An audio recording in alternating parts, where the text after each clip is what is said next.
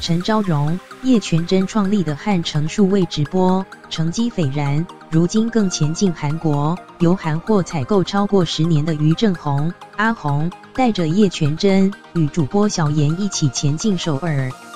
叶全真也亲眼见识于正宏的杀价本领，让他略带骄傲地说：“人长得帅还是有用的。”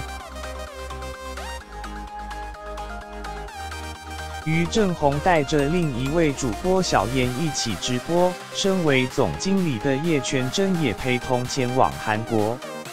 叶全真笑说：“因为身为制作人的于正宏很乐天，昨天才开完会讨论好的行程，一早起床就通通忘了，害他不得不提醒于正宏，接下来的行程是什么。”